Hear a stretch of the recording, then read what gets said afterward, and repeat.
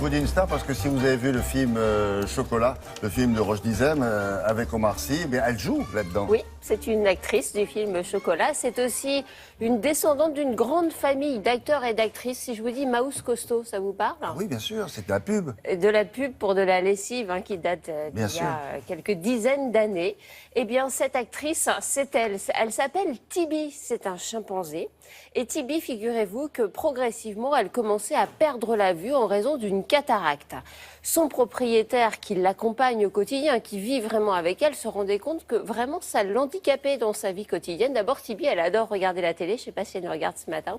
Et elle ne pouvait plus regarder la télé. Elle avait du mal aussi à remplir ses fonctions. Puis c'était gênant pour elle. Alors, son propriétaire a décidé de la faire opérer de la cataracte.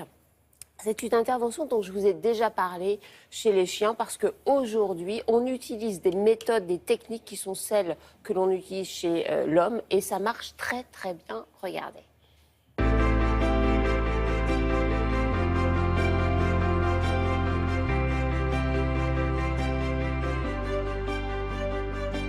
Tibi est un chimpanzé qui a 25 ans. Qui m'a été présentée il y a quelques semaines parce qu'elle se cognait, elle ne voyait plus d'après le propriétaire.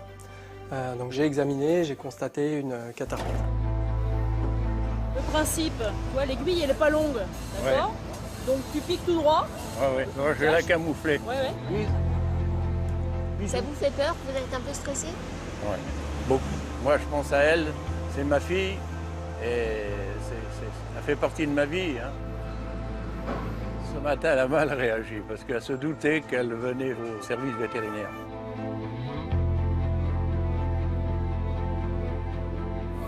Elle est là, maman. La chirurgie de la cataracte consiste à extraire le cristallin.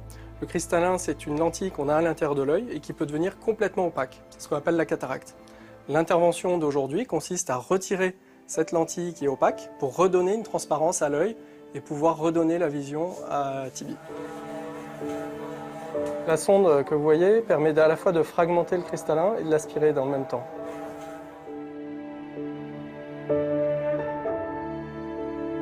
Les techniques sont identiques à celles qu'on utilise chez l'homme. La seule différence, c'est que chez l'animal, et donc chez Tibi, il a fallu anesthésier pour pas que l'animal bouge, alors que chez l'homme, ça se fait sous anesthésie locale.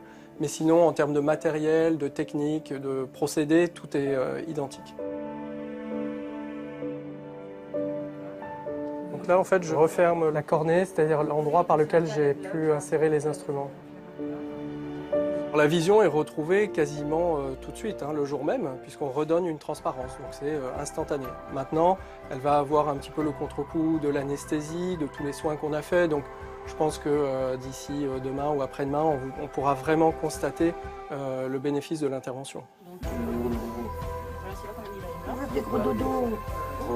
Le post-opératoire, il est assez simple, il faut qu'elle soit au calme, qu'elle ne bouge pas trop pendant une semaine, parce que ça reste un tout petit peu fragile. Il y a des gouttes à mettre ou des pommades pendant une semaine ou deux, des comprimés d'antibiotiques pendant une semaine, et puis éviter qu'elle se gratte trop l'œil.